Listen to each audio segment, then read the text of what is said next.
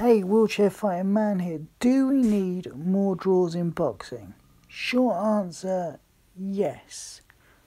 But here's a bit of a longer answer. The reason why I think we need more draws in boxing is because sometimes I actually think what I have seen transpire before me is a draw. You can't separate two guys. It's nothing to do with human emotion and going, oh well, that guy doesn't deserve to lose, nor does that guy. It's just that sometimes, you know, there can be a variety of factors involved in this, and the factors involved in this can be as simple as, the two fighters are as good as each other. Look at Badou Jack and James DeGale, which is in the image in front of us here. For example, that fight, I watched that, and yes, DeGale put Badou Jack down in the first round, and Jack put DeGale down in the last round, which to me squared it, but it was more the fact that, Jack was more defensive, DeGale was more attacking. Badou threw more power shots, DeGale threw more combinations.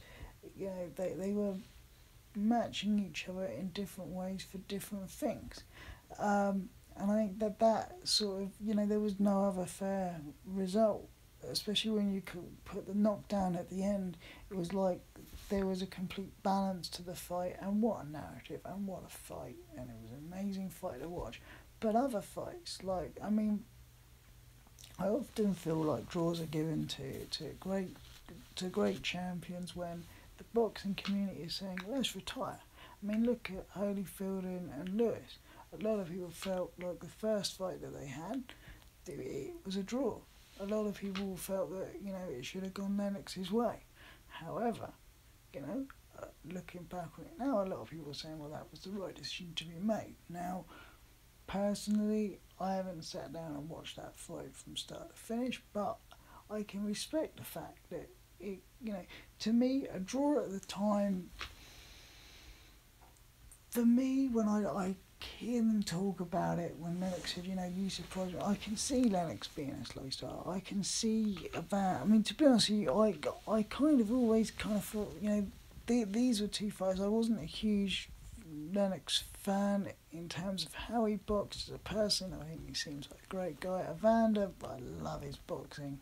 I love his career, and I wanted to see him go out really as champ, and I think he should have retired after that draw. I don't think it was gifted to him. I think there were reasons why, and this brings me on to my next point.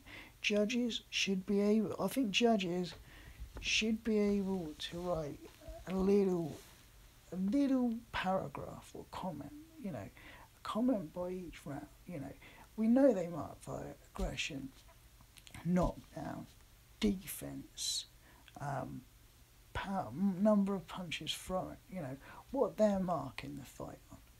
And if it does come down to a draw, I think it's important that people know there and then what is going through these people's minds in terms of the decision that they're making. It doesn't have to be an essay. It can just be like, Judge A said he thinks he won it because DeGale threw more combinations. Judge B liked the defensive work of Badou Jack and preferred the power shots that he threw and felt he was more effective in the middle rounds. Judge C feels that he cannot separate both fighters because they both demonstrated an equal varied skill in attack and defense, and you couldn't really, and therefore, henceforth, he cannot separate them. That's why he's giving this a draw. So there's your reasons, ladies and gentlemen. Boom. You're still going to have opinions. You're still going to have debates. It's still going to happen. Is it going to be better for the sport? Yes. And the reason why I argue it's going to be better than the sport is you're not going to get favouritism for champions or people's fighters. Leonard v Hagler. Look, if you want to be honest about it, I had Hagler winning that fight on aggression. Because people say, oh well, he was the more aggressive fighter, he came forward, he made a fight of it, he did this, he did that.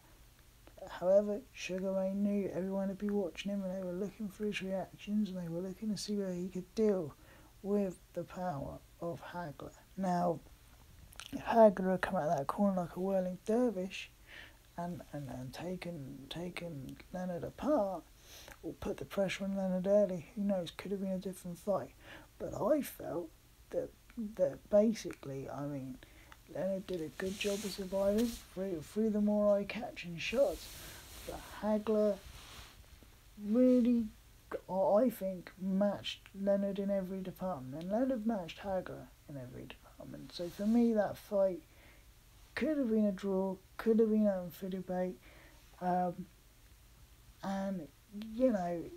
okay, Ray threw the more attractive shots, but it doesn't necessarily, he threw flurries. You could hear Angelo Dundee sharp flurries from the corner. Not that detracts away from the cleverness of his victory, but that is, Sugar Ray Leonard is a psychological fighter all the way over, and I think that particular fight, he did get Hagler a little bit, probably psychologically, because I think Hagler wanted to prove he could box in the early rounds and maybe try and confuse Sugar Ray Leonard. But when it came down to it, when it really got heated up, they were both matching each other blow for blow. Those early rounds were even at best. Ray didn't really, and the reasons that the judges could have put forward was Sugar Ray Leonard did not assert himself in the earlier rounds where, not a lot was happening. I mean, these things can be said, and we know what these boxers are feeling, we know what these judges are thinking. And then the boxers, I mean, I'm not saying, we go and get a decision overturned if it's a draw, but at least people know why. And then what it does is it then sets up, if there is another fight after that, it sets up a better fight for the people. It sets up more debate. It makes boxing more than just, well, he punched him and he punched him. No, it makes boxing the science that it's supposed to be and that it is, and the chess game that it's supposed to be and that it is. That is why I think there should be more draws in boxing.